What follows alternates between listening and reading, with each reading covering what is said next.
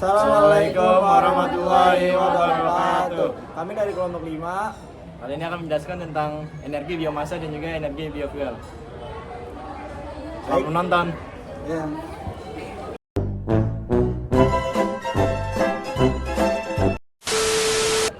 Baik, izinkan kami untuk memperkenalkan diri kami terlebih dahulu. Pertama-tama nama saya Nugroho. Nama saya Arsi Jadi. Nama saya Khairatifah Zahra. Nama saya Taituddin Jalia. Saya Haryati. Saya Laura Sumodoni. Baik, langsung saja masuk ke dalam video. Perkenalkan, nama saya Ciharyati. Jadi, hari ini saya akan menjelaskan bagaimana cara mendapatkan energi biomasa dan konversinya. Nah, sebelum kita tahu tentang bagaimana cara mendapatkan energi biomasa dan konversinya, saya akan menjelaskan pengertian dari energi biomasa. Jadi, energi biomasa adalah energi terbarukan yang berasal dari bahan organik seperti tumbuhan dan hewan yang berfungsi sebagai pembangkit listrik, pemanas, dan bahan bakar transportasi. Jadi, cara mendapatkan energi biomasa yang pertama dengan pengumpulan bahan baku dari lingkungan sekitar, seperti sisa hasil pertanian atau limbah peternakan. Kedua, setelah bahan terkumpul, dilakukan proses pengeringan untuk mengurangi kadar air agar pembakaran atau konversi energi lebih efisien. Yang ketiga, selanjutnya bahan biomasa disimpan di tempat yang kering dan terhindar dari kelembapan agar tidak cepat membusuk dan tetap siap digunakan saat dibutuhkan. Nah, kita udah tahu kan bagaimana cara mendapatkan energi biomasa. Selanjutnya saya akan menjelaskan konversi energi biomasa. Yang pertama, konversi termokimia atau panas. Jadi pada proses ini tuh biomasa dipanaskan atau dibakar untuk menghasilkan energi. Contoh dari hasilnya itu pembakaran langsung yang menghasilkan panas dan listrik. Yang kedua, konversi biologis atau mikroorganisme. Jadi salah satu prosesnya itu melalui proses fermentasi. Proses ini akan menghasilkan etanol dari bahan organik yang kemudian dapat dimanfaatkan sebagai bahan bakar kendaraan. Nah, yang ketiga, konversi kimiawi. Produk konversi kimiawi ini paling sering ditemui dalam biodiesel. Biodiesel dapat dihasilkan dari proses transesterifikasi yang mengubah minyak sayur, lemak nabati, dan lemak hewani menjadi fatty acid methyl ester atau FAME.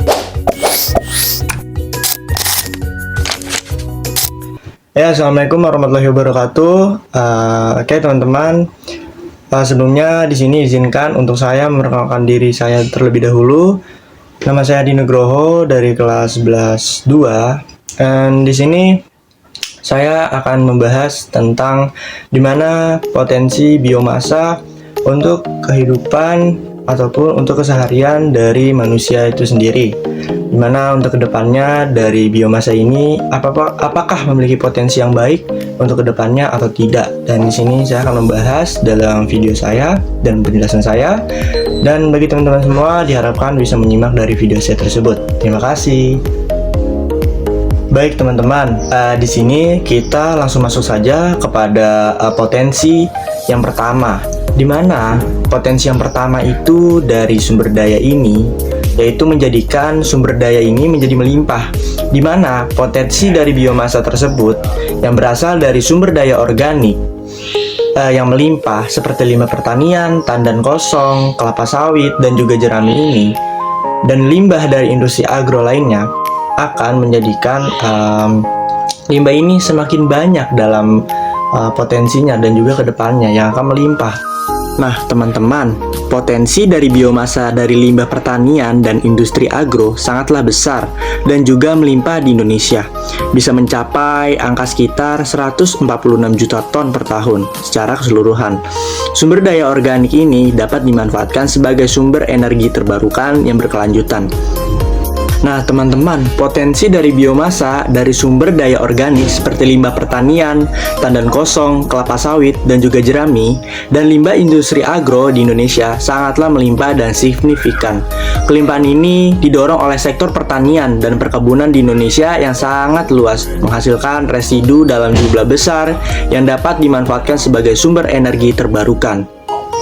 Nah, teman-teman, secara umum pemanfaatan sumber daya ini memberikan solusi untuk pengelolaan limbah, menciptakan sumber energi bersih yang terbarukan, dan mengurangi ketergantungan pada bahan bakar fosil.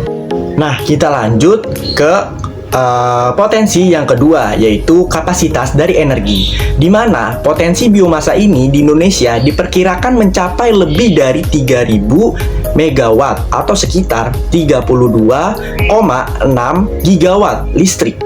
Teman-teman, besarnya potensi biomasa akan berperan sangat penting dalam proses transisi energi di Indonesia untuk mendukung netral karbon di tahun 2060. Yang mana, teman-teman, potensi biomasa tersebut bisa menghasilkan sebanyak 32,6 gigawatt pembangkit hijau dari catatan Kadin Indonesia berdasarkan peta potensi hutan tanaman energi yang dikeluarkan oleh PT PLN Persero, diantaranya Aceh, Jambi, Sumsel, Bangka Belitung, Jawa, Kalimantan Barat, Kalimantan Tengah, Kalimantan Timur, dan juga NTB dan NTT.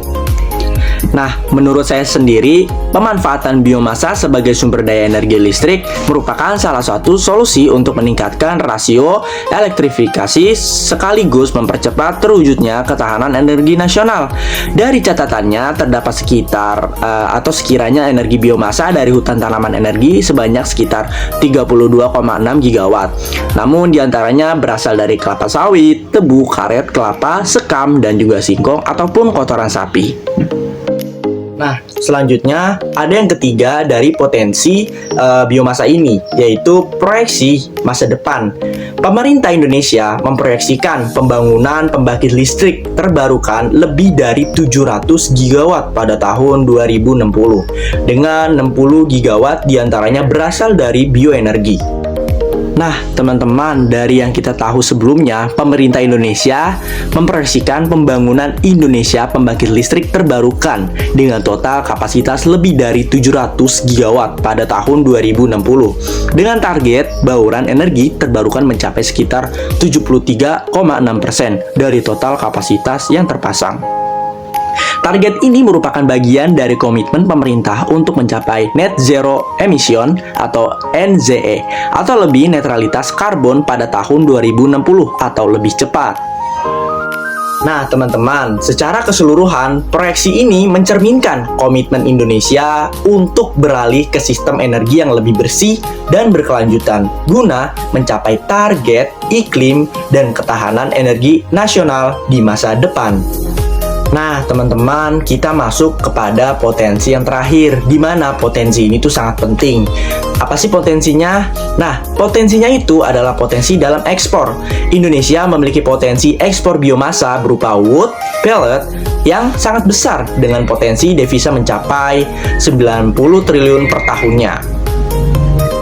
Nah, teman-teman, yang dari penjelasan sebelumnya yang kita tahu, Indonesia memiliki potensi besar untuk ekspor biomasa berupa wood pellet dengan potensi devisa hingga 90 triliun per tahun dari ekspor 60 juta ton. Peluang ini didukung oleh tingginya permintaan global akan energi terbarukan yang ramah lingkungan, terutama dari negara-negara seperti Jepang, Korea Selatan, Inggris, Jerman, dan Belanda. Dan industri ini juga dapat menguntungkan ekonomi lokal melalui pemanfaatan limbah dan penciptaan lapangan kerja yang optimal. Oke teman-teman, besarnya potensi biomasa akan berperan sangat penting dalam proses transisi energi di Indonesia untuk mendukung netral karbon di tahun 2060. Yang mana, teman-teman, potensi biomasa tersebut bisa menghasilkan sebanyak 32,6 gigawatt pembangkit hijau dari catatan Kadin Indonesia berdasarkan peta potensi hutan tanaman energi yang dikeluarkan oleh PT PLN Persero, diantaranya Aceh, Jambi, Sumsel, Bangka Belitung, Jawa, Kalimantan Barat, Kalimantan Tengah, Kalimantan Timur, dan juga NTB dan NTT.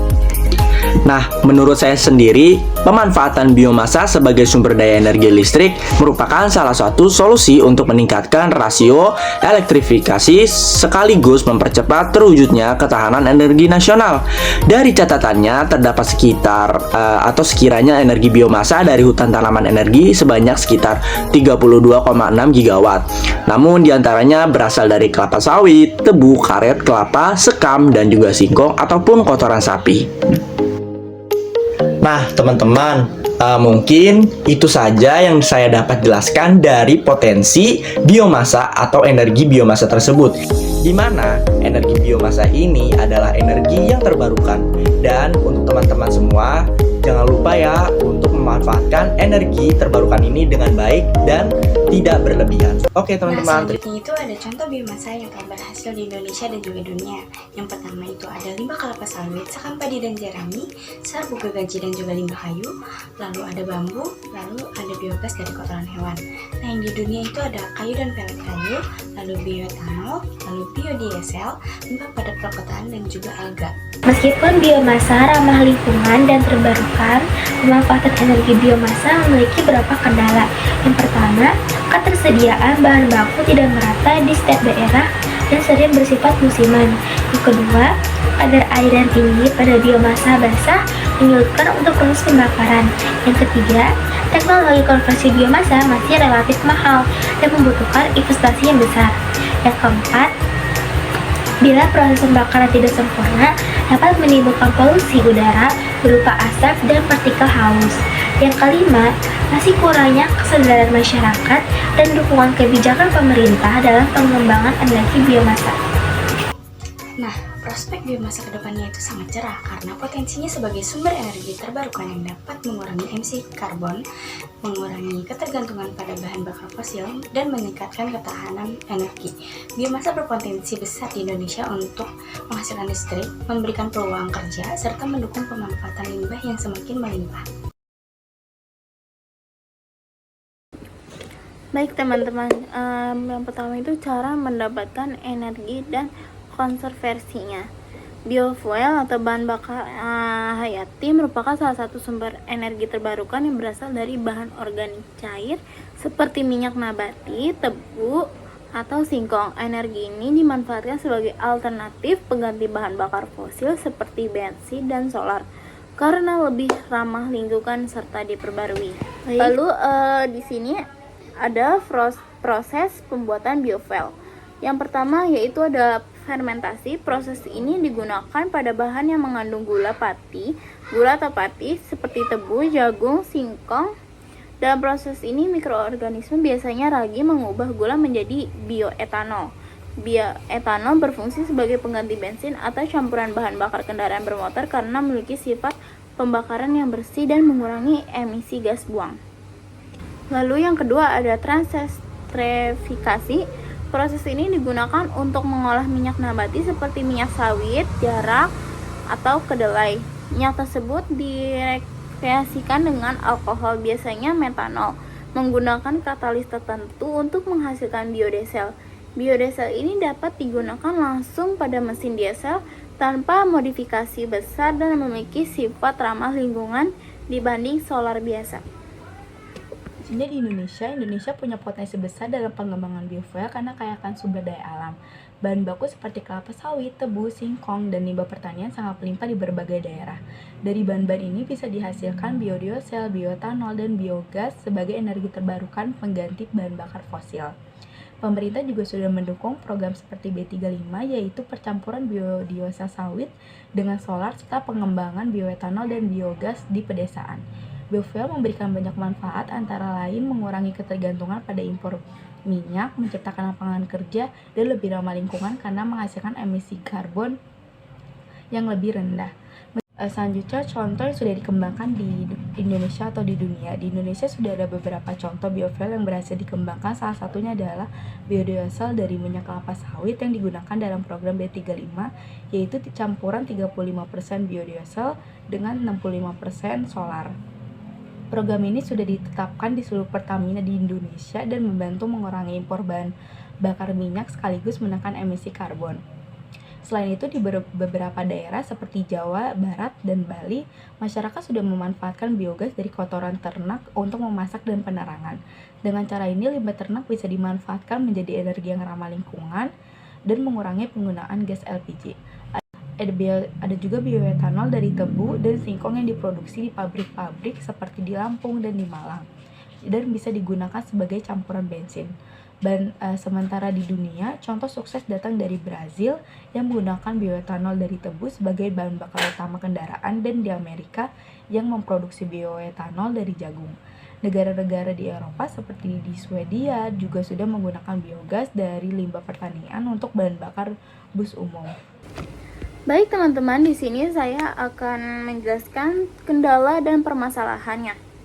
Yang pertama itu yaitu biaya produksi yang tinggi. Proses pembuatan biofuel baik fermentasi maupun transesterifikasi membutuhkan teknologi atau bahan kimia serta peralatan khusus yang cukup mahal. Selain itu, harga bahan baku seperti minyak nabati atau bahan berpati juga dapat meningkat, terutama saat pasokan terbatas. Akibatnya harga jual biofuel menjadi lebih tinggi dibandingkan bahan bakar fosil, sehingga penggunaannya masih kurang diminati secara luas. Yang kedua yaitu persaingan lahan antara tanaman energi dan pangan. Tanaman bahan baku biofuel seperti tebu, jagung, singkong, dan kelapa sawit juga merupakan tanaman pangan utama. Jika lahan pertanian lebih banyak digunakan untuk menanam tanaman energi, maka lahan untuk pangan bisa berkurang, yang berpotensi menyebabkan kenaikan harga bahan makanan dan gangguan terhadap ketahanan pangan masyarakat. Baik teman-teman, yang ketiga ada teknologi pengolahan yang belum merata. Di beberapa daerah, terutama wilayah pedesaan terpencil, teknologi untuk mengolah bahan baku menjadi biofuel masih terbatas. Kurangnya fasilitas, pengetahuan teknis, serta infrastruktur pendukung menyebabkan produksi biofuel belum bisa dilakukan secara efektif dan efisien di seluruh daerah. Hal ini menghambat perkembangan industri biofuel di tingkat nasional. Nah, lalu bagaimana sih prospek energi biofuel ini ke depannya? Energi biofuel ini memiliki prospek yang terbilang menjanjikan, karena energi biofuel ini berasal dari bahan organik sehingga menjadi ramah lingkungan. Dan energi biofuel ini termasuk ke dalam sumber daya terbarukan, karena berasal dari tumbuhan yang bisa ditanam kembali seperti jagung, tebu, dan juga singkong, sehingga pasokannya ini tidak akan habis. Dan jika Indonesia dapat memproduksi energi biofuel ini sendiri, tentunya akan memperbaiki perekonomian Indonesia, karena Indonesia bisa mengurangi impor minyak dari negara-negara lain. Tapi dalam pengembangan energi biofuel ini tentunya memiliki banyak tantangan, seperti yang pertama, memerlukan banyak lahan untuk menanam bahan baku produksi biofuel. Yang kedua, ini biaya produksi yang masih tinggi, dan juga fasilitas pengolahan energi biofuel di Indonesia yang masih terbatas. Baik, sekian dari video kami yang telah kami buat. Terima kasih yang telah menonton. Wassalamualaikum warahmatullahi wabarakatuh.